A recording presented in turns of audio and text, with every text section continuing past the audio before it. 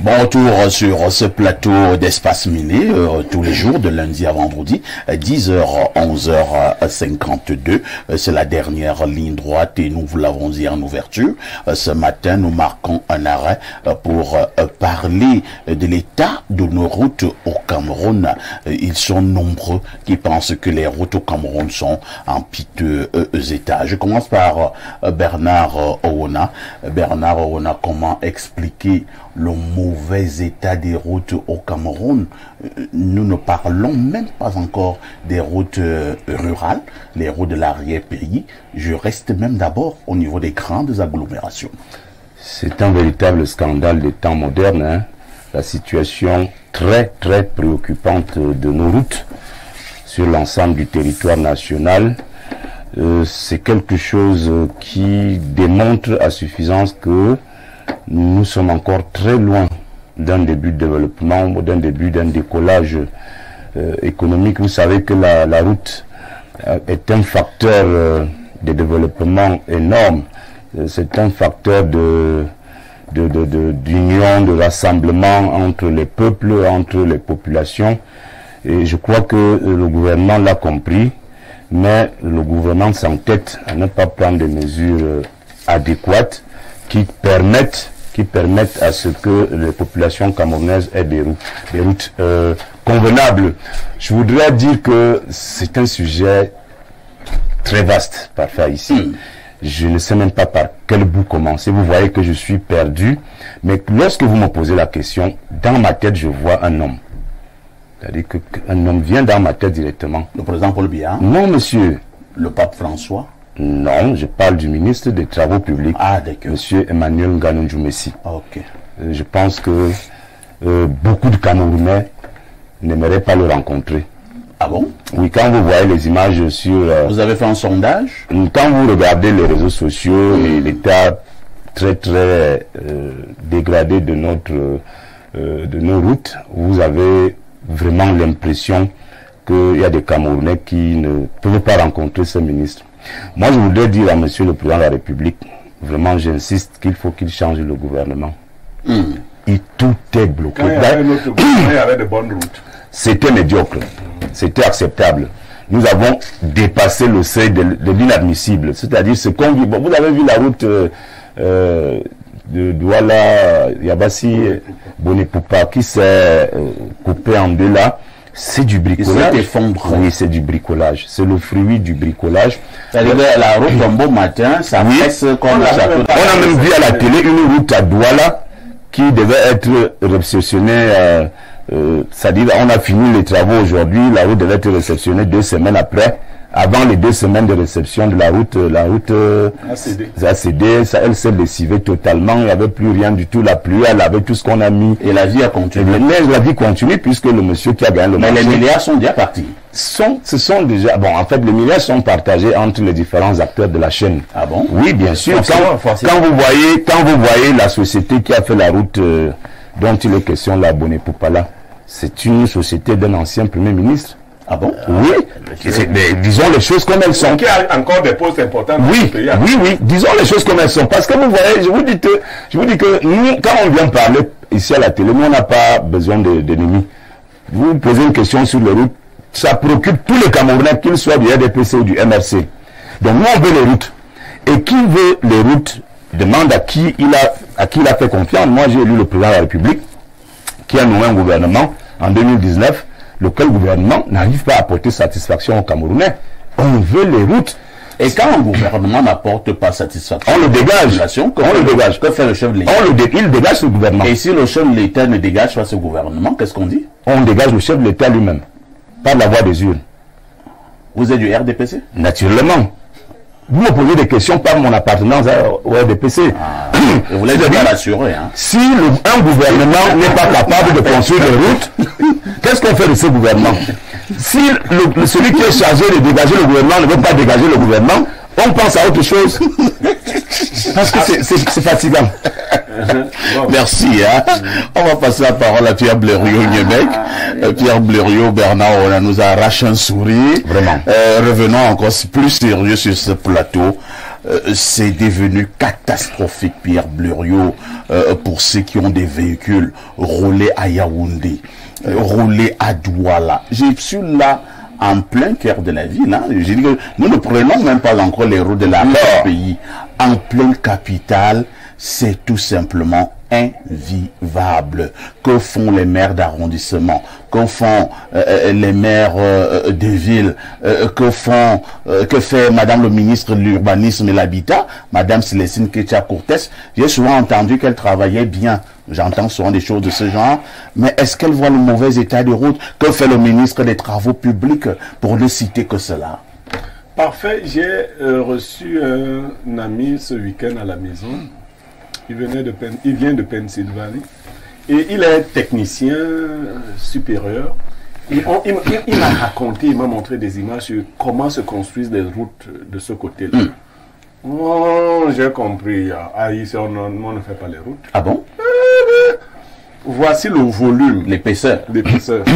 Et en fonction du type de terrain étudié, on va même jusqu'à mettre les fers, c'est-à-dire à couler du béton avant de mettre l'asphalte. L'asphalte a cette... la dernière couche. Cette couche-là, on l'enlève tous les 3 ans pour la remplacer. Et il me dit qu'eux, ils pleurent souvent là-bas. On ne peut pas enlever ça, on envoie au Cameroun. On envoie les déchets chez nous. Oui, pourquoi on envoie ça? Non, quand vous voyez une route au Cameroun, quand vous voyez comment ça se fait, quand vous voyez comment on fait une route au Cameroun, j'ai eu la chance que sur notre tronçon de Vogada que tu connais là, les gens qui faisaient cette route, je ne sais pas ce qui leur était arrivé. Peut-être qu'ils voulaient démontrer quelque chose. Ils nous ont fait une bonne route. J'ai vu le gars verser les trucs. J'ai dit, eh non. Et elle est en train de tenir, malgré le fait que les mécaniciens ont transformé ça en garage. Il faut également dire que ces produits-là abîment également les routes. Mais quand vous prenez plutôt la route du bas de la même, dès qu'on décape un peu, vous êtes déjà sur... c'est comme une galette. Vous êtes déjà sur la terre. Bien, il est sûr que dans ces conditions-là, nos routes ne peuvent pas avoir des durées de vie de plus de 8 mois. Ça, c'est clair. Et on le fait comme ça. Prenons la route de Bonepoupa, Yabassi Bonepoupa, on a vu là. Parfait, ici. Vous avez vu le ravin? Même quand vous n'êtes pas technicien. Mais on a posé cette route sur quoi? Non! C'est-à-dire, elle a même... Pourquoi les gens roulaient même là-dessus? On a posé ça sur quoi? C'est... Non, ce niveau d'inconscience, moi je dis, ce n'est même plus au niveau de Paul Biya, de gouvernement. C'est au niveau mystique. Ah bon? Oui, c'est au niveau mystique. C'est bien à ce niveau? Oui, bien sûr. C'est-à-dire les Camerounais veulent tuer tous les autres Camerounais. Quand vous faites une route comme celle que montez nous Bonepoupa, la route qui s'est fendue. Mais vous voyez comment c'est. On est venu déposer. Il y a tout un petit comme la mairie qui s'est engloutie. Oui, heureusement c'était la mairie. Heureusement que c'était même la mairie. Oui. Donc, on se comprend que les gens, ils ne veulent rien faire de sérieux. Quand on réceptionne des routes, tout le monde sait que les routes sont mauvaises. Quand elles cèdent quelques mois après, qu'est-ce qu'on fait à ceux qui ont gagné ces marchés? Il n'y a rien du tout. Bernard, on a disait qu'il faut dégager. Un jour, nous aurons quelqu'un à la tête de cet État qui va faire payer à des générations un produit mal livré. C'est-à-dire, il y a un chef d'État, on te donne une route, on ne te surveille même pas. Mais tu vas construire les routes, toute ta famille va construire les routes. Parce qu'on va vous presser, l'argent va sortir. Les marchés... Je pense que voilà la route de Bonepoupa. Voilà, bon, regardez cette affaire. Regardez ce côté-là. Qu'est-ce qui soutenait cette route pour qu'elle ne cède pas? Pendant que des poids lourds allaient marcher dessus. Honnêtement, on n'a pas besoin d'être ingénieur en génie civil, ponts et chaussées. Qu'est-ce qui soutenait? Rien du tout. Donc, c'est mal fait. Et c'est fait comme... Regardez le volume. Maintenant qu'elle a cédé, est-ce que vous voyez le volume de l'asphalte? Est-ce que vous voyez ce qui est fait là? C'est-à-dire, on est venu poser les trucs sur la terre. Simplement. La terre, vraiment. Et ça ne pouvait pas adhérer. Ça pouvait pas. C'est comme ça qu'on dit dans l'air. Ça ne pouvait pas adhérer. Il y a des types de béton et autres. Il y a des travaux qui doivent être faits. Est-ce que c'est comme ça que ça doit... Ça, c'est la sauvagerie. Il faut prendre celui qui a gagné le marché ici. Ah bon? Oui. Dedans les Camerounais, on l'amène là, on le pend. Oh là là. C'est ce qu'il faut faire. Si tu fais ça, n'envoyez plus les gens à Kondengui. On t'amène là, on te pousse de l'autre côté. Terminé. et puis on rentre. Merci. Passons la parole au président du conseil régional jeune du centre, Pierre Junias Atibac.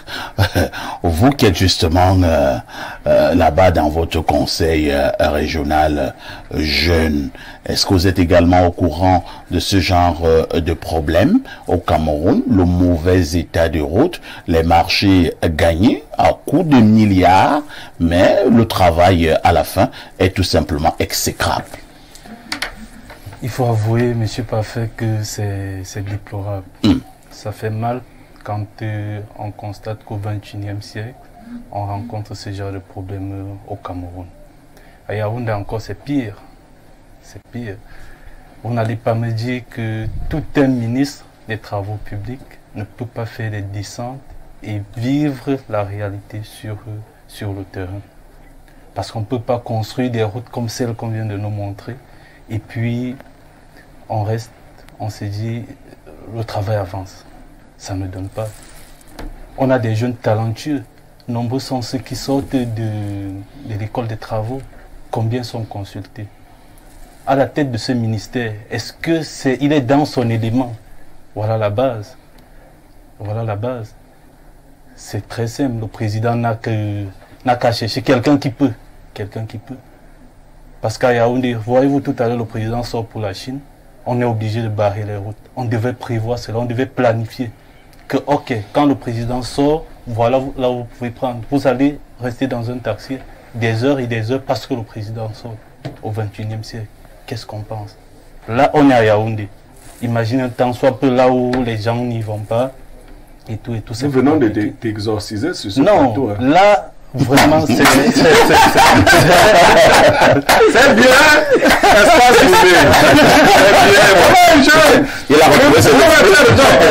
Je parle, même si tu es président de quoi jeune, je connais le talent que les jeunes ont. Oui. Ces jeunes qui sortent des grandes écoles, ceux qui sortent de l'école des travaux, ils peuvent réaliser de grandes routes. Combien d'entre eux gagnent ces marchés? Ce n'est pas des sociétés camerounaises quand on va regarder. Est-ce que quelqu'un d'autre peut aimer notre pays mieux que nous? Les Camerounais n'aiment pas ce pays. Là, c'est un Camerounais qui a gagné. Bon. C'est un Camerounais. Ce n'est pas toujours les Camerounais qui gagnent. Merci, Alain, donc nous en parlons tous les jours. Pierre Bleriot est en train de proposer une solution claire. Il pense que pour le cas de la route de Boné-Poupa-Yabassi qui s'est affaissée avant même que nous ne réceptions,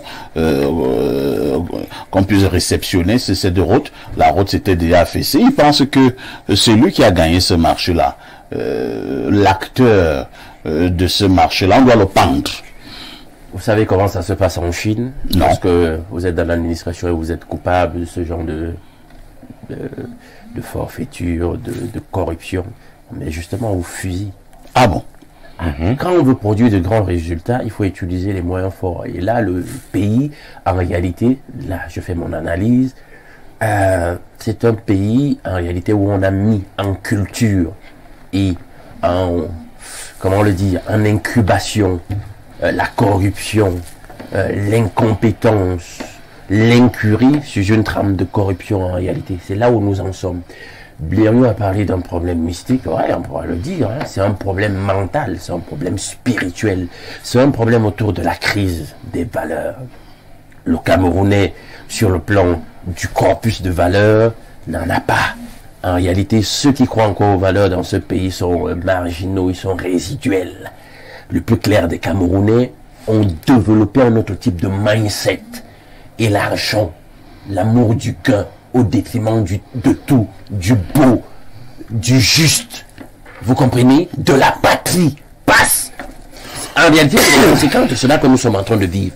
Parce que les gars, ils sont dans un réseau de corruption où chacun dans la chaîne a pensé à ce qu'il doit gagner en termes de milliards. Tant pis, si pour des décennies, on n'a pas de route. Tant pis s'il y a un accident sur la route en question et qui vole la vie des Camerounais, parce que n'oublions pas, hein, voilà une des répercussions de ce genre de travaux mal faits. Tant tant pis si X fois on doit toujours être là à griller le budget de l'État dans un contexte où nous sommes sur le fil du rasoir économiquement, où il y a cette espèce de crise de liquidité et on doit toujours faire un même travail X fois, oh il devrait déjà être fait, il devrait déjà être livré. Ils s'en foutent de tout ça. Le plus important c'est comment il fait pour s'enrichir. Et c'est en cela que cette culture, cette nouvelle culture civilisationnelle dans le contexte capitaliste dans lequel nous sommes est, je dis, mauvais. C'est très mauvais. Voilà où nous en sommes.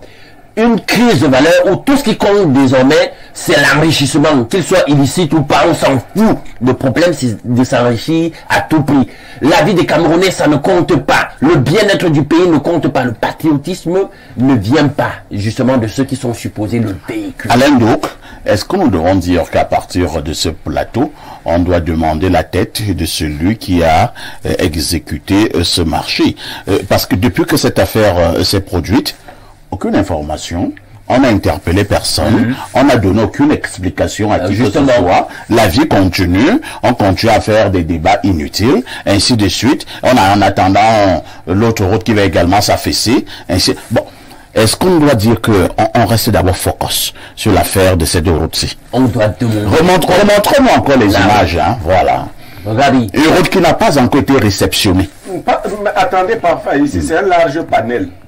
Il faut ramasser beaucoup de gens, y compris les gars qui travaillent sur le tronçon, parce que les standards, soit ils n'ont pas été à l'école, ils vont aller à l'école, mais à Kondengui, il y a un Nubel partout là-bas. Soit ils ont été à l'école et ils ont fait ça exprès. Donc toute la chaîne doit être ramassée. Et toute la chaîne est gangrénée par la corruption. Comment on dit au quartier là, monsieur Oda? On dit le wassa wassa. Oui, le wassa wassa. Chacun fait le wassa wassa parce que c'est que dans la chaîne plus haut, tel a coupé ceci. Voilà. Après, dans le réseau d'intermédiation, tel aussi a coupé. Mais quand ça arrive sur moi, vous pensez que, oh non, moi aussi je fais mon truc wassa wassa. Je pense que je dois faire. Coupé au Cameroun, ce qu'elle a causé comme mort par voie de train. À Maniaï, la route, c'était à Maniaï. La route a été coupée. Oui. On est allé par le train. Dieu seul sait que personne n'a le courage de dire le nombre de morts que ce train a causé. Le train de la mort. Tout à fait. Personne. D'accord? Moi, je suis des Zeka. Donc, vous êtes chez vous là-bas. Vous dites que les gens qui portaient les corps se sont fatigués de porter les corps à Ezeka. Donc, en tout cas. 30 corps. Et il reste en suspens, hein, parce que c'est très clair en arrière. Regardez donc. Les mêmes des criminels s'en vont faire une route qui se coupe de cette façon. Et vous pensez que si on les pend, c'est trop demandé? Maintenant, les statistiques, perfecto. Oui, Alain Douk. Sur un réseau routier de près de 122 000 km au Cameroun, toutes routes confondues, ce n'est que 8,8% qui sont bitumés. Les statistiques parlent d'elles-mêmes.